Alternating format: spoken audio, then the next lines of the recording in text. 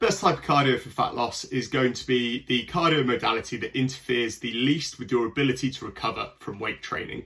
Anything that creates a calorie deficit will enable you to lose weight, but if you're looking to preferentially lose body fat and maintain as much muscle tissue as possible, which should always be the goal, then we're looking to pick cardio modalities which interfere with your weight training as little as possible. Now, there's three main ways in which cardio can interfere with your weight training, and that is going to be systemic fatigue, local fatigue, and connective tissue fatigue. Okay, so for instance, let's say we take hill sprints. This is going to make you very, very fatigued for your evening session. Let's say you do it in the morning, fasted cardio, whatever.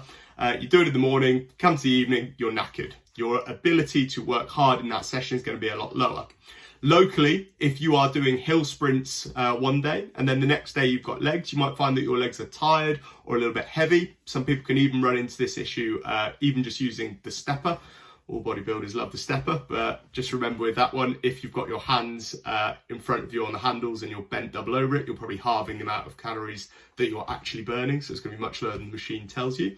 And then thirdly, you've got connective tissue. So if you are choosing something like running or any form of HIIT training that's very high impact on your joints, if it's accruing connective tissue damage, that is eventually going to interfere with your ability to train those affected muscle groups effectively, okay?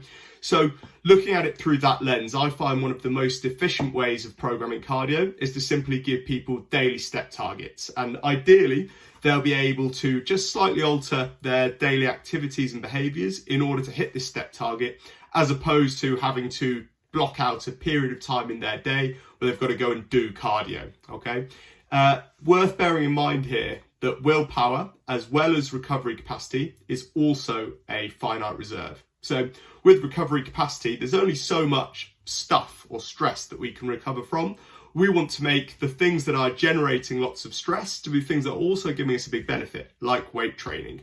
If we bear in mind that we're only using our cardio to affect that calorie balance equation, which is trying to increase the amount of energy that we're expending, there's no point using modalities that are going to generate a load of stress with it. We may as well pick the lower stress things that allow us to work harder in the gym and preserve that muscle tissue. Now, obviously, you can't look at this purely through the physiological perspective. We aren't only dealing with a body, we're dealing with a person with this type of thing. So if that person absolutely loves a specific modality of cardio, or if they don't have the available time or ability to change their schedule to fit in a higher step count, then you do have to go for a cardio modality that burns more calories per minute than simple walking.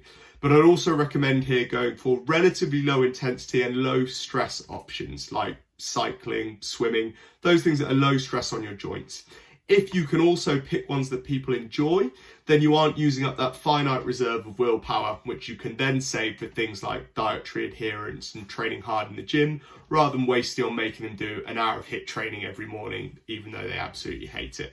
There are other sort of niche things to look at with how you program your cardio. So for instance, how you sort of program it within your day. Ideally, in an ideal world, someone that isn't really, really busy with everything going on in their life, you would probably want to put the majority of your calorie expenditure away from your training session, so it's not interfering with that energy availability for that weight training session. Now, obviously, a lot of the time that's not possible, but in an ideal world, what does work really nicely is going for a very short walk, even sort of 5-10 minutes after each meal, which allows you to accrue a lot of energy expenditure across the day. And it also helps from a digestion perspective, and it helps you with things like clearing triglycerides within your body, and that can help a lot within your bloodstream, and that can really help with things like your cardiovascular risk markers. But ultimately, you're looking for something that interferes as little as possible with your weight training that you enjoy doing and which suits your lifestyle.